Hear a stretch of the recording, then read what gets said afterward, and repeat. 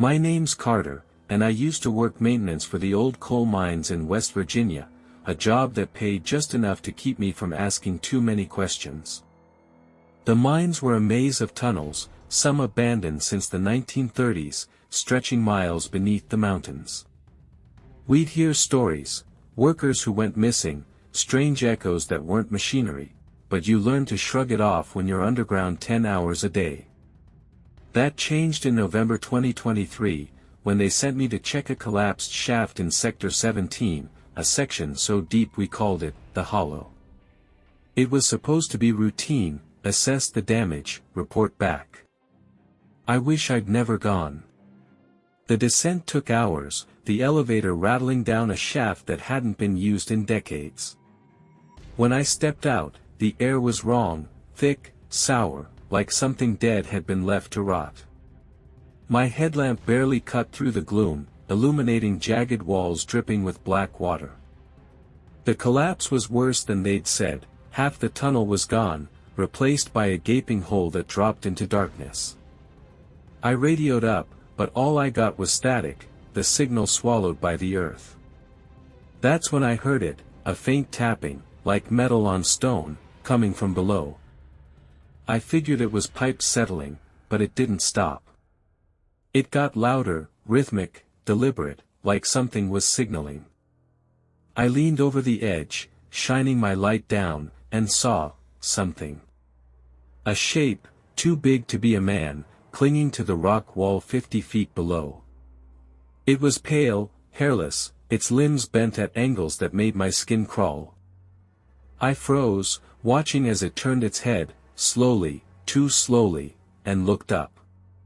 Its face was a blank stretch of flesh, no eyes, no nose, just a wide, lipless mouth that split open to reveal rows of needle-like teeth. The tapping stopped, and it let out a sound, a low, wet gurgle that vibrated through my bones. Then it started climbing. I stumbled back, my boots slipping on the damp stone, and ran for the elevator. The thing was fast, its claws scraping the walls as it hauled itself up. I hit the button, but the cage didn't move, power was out. The gurgling turned into a shriek, echoing through the tunnel, and I could hear it getting closer, the air filling with a stench like rotting meat. I grabbed my pickaxe, swinging blindly into the dark as it lunged. The blade sank into something soft, and it screamed, a sound so loud my ears rang, but it didn't stop. It grabbed my leg, its grip cold and slick, pulling me toward the hole. I kicked free, scrambling into a side tunnel just as the elevator finally groaned to life behind me. I don't know how long I hid there, curled up in a crevice, listening to it stalk the shadows. My headlamp died, leaving me blind, but I could feel it, its presence, heavy and hungry, pacing just out of reach. Hours later, when the rescue team found me, I was babbling, covered in dirt and blood that wasn't all mine. They said I'd imagined it, that the collapse released methane and messed with my head. But I know what I saw. And I know it's still down there. They pulled me out of the hollow on November 12, 2023, and I quit the next day. The company offered me hush money, a fat check to keep my mouth shut about Sector 17, and I took it. I moved 3 states away, to a flat nowhere town in Ohio, hoping distance would kill the nightmares. It didn't. Every night, I'd wake up choking on that sour stench, hearing the tapping in my skull, feeling those cold claws on my skin. My hands shook too much to hold a job, and I started drinking to drown it out. But the thing from the mine wasn't done with me. It started small. Scratches on my windows at night, deep enough to gouge the glass. Shadows moving in the corner of my eye, always gone when I turned. Then the tapping came back, soft at first, like a fingernail on wood, coming from under my floorboards. I tore up the carpet one night, drunk and frantic, and found nothing but concrete. But the sound kept growing, louder, closer, until it was rattling the walls. My neighbors complained, but when they came over, they heard nothing. They stopped talking to me after that, said I was losing it. Maybe I was. 3 weeks ago, I woke to find my basement door ajar. I never go down there, it's just a damp hole with a busted light, but I could hear it, tap, tap, tap, echoing up the stairs. I grabbed a flashlight and a kitchen knife, my heart pounding so hard I thought it'd burst. The basement was empty, just moldy walls and a dirt floor, but the tapping was deafening now, coming from below. I started digging, driven by some sick need to know, and after hours, my shovel hit something hard, a rusted metal hatch, bolted shut. The tapping stopped the second I touched it, replaced by that gurgling shriek I'd heard in the mine. I should have run. Instead, I pried it open. The hatch led to a tunnel, narrow and jagged, sloping down into blackness. The stench hit me like a punch, rot and sulfur, and my flashlight caught a glimpse of movement, that pale, eyeless thing, crouched at the edge of the beam, its mouth stretching wider than should be possible. It didn't move, just stared, if you can call it that, its head tilting like it recognized me. Then it whispered my name, Carter, in a voice that wasn't a voice, more like gravel scraping flesh. I dropped everything and bolted, locking the basement door behind me. It's been following me since.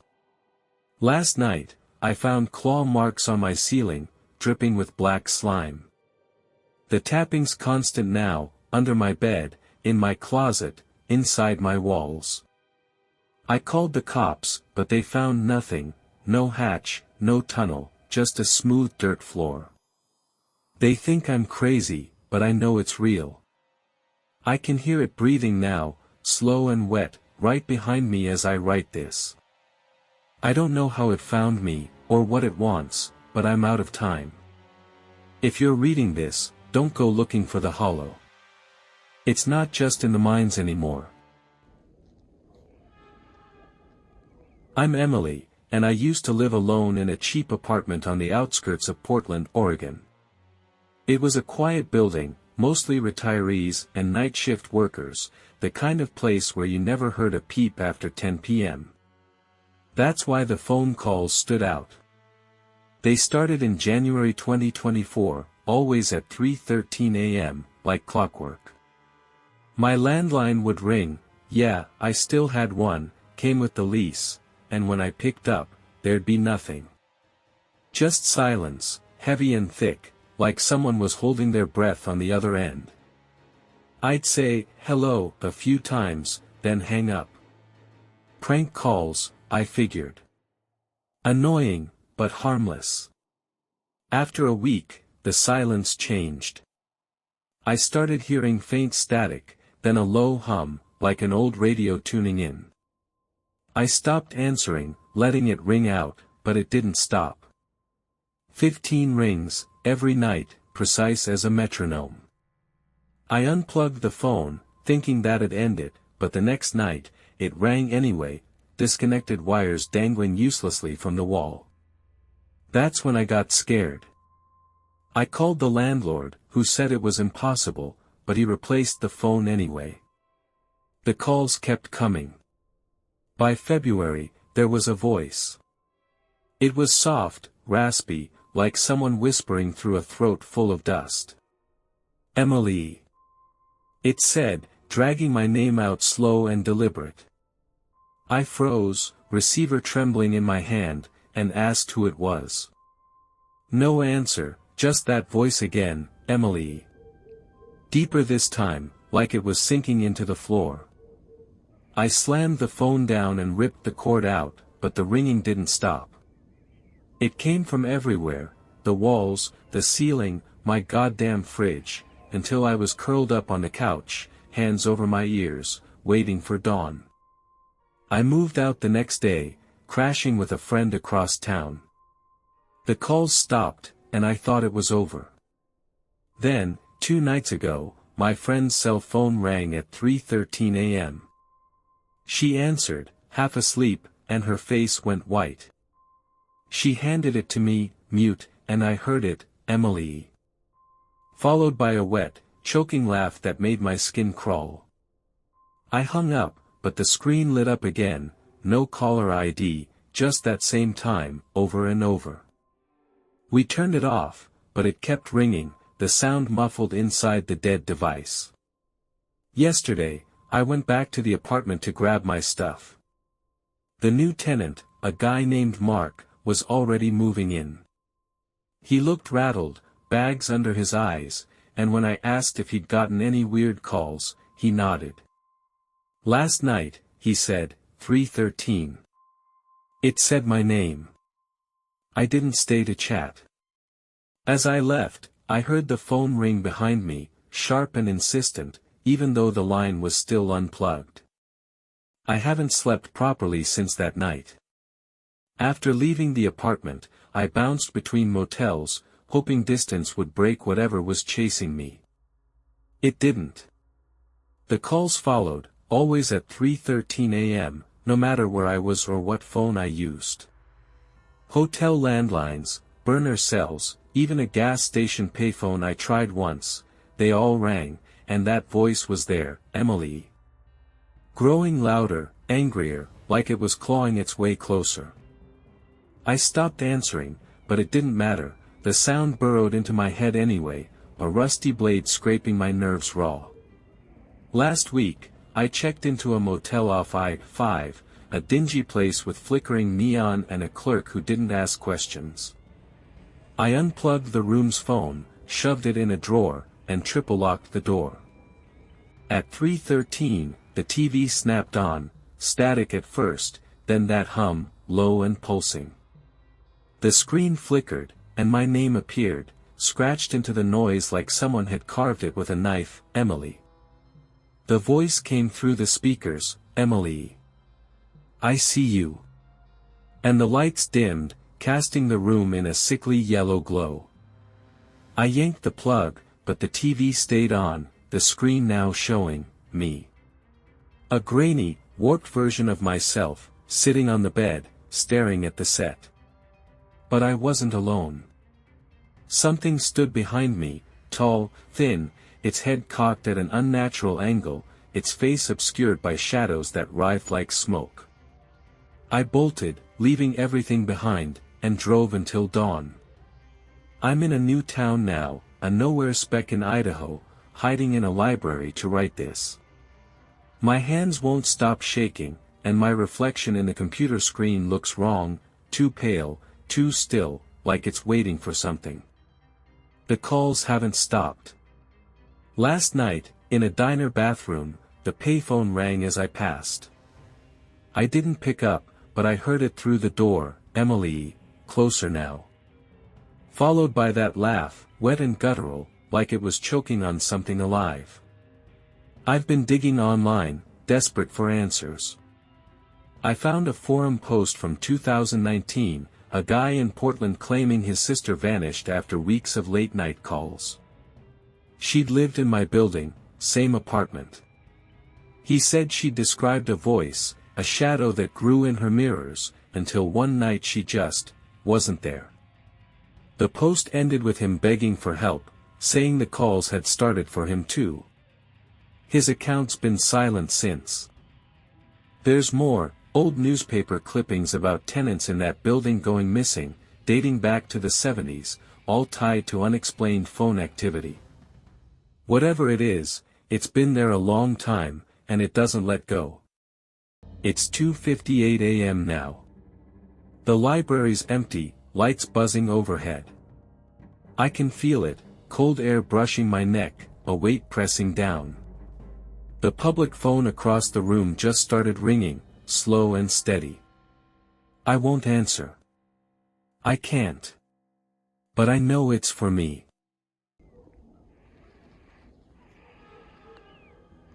I'm Travis, and I grew up in a coastal town in Maine, a place called Fogwell Cove where the mist rolled in so thick you couldn't see your hand in front of your face.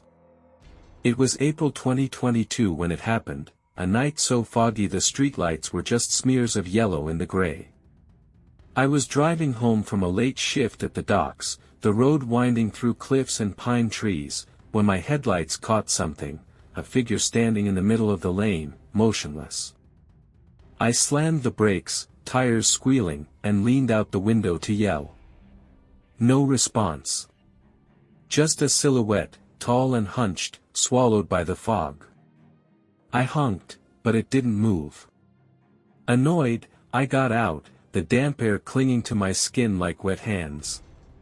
"Hey, you okay?" I called, stepping closer.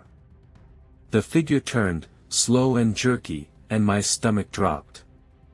Its face, or where a face should have been, was a blank, smooth expanse, no eyes, no mouth, just pale flesh stretched tight. I froze, breath caught in my throat, as it tilted its head, like it was listening. Then the fog shifted, and I saw more, dozens of them, lining the road, their blank faces turned toward me, silent and still. I ran back to my truck, heart pounding, and floored it.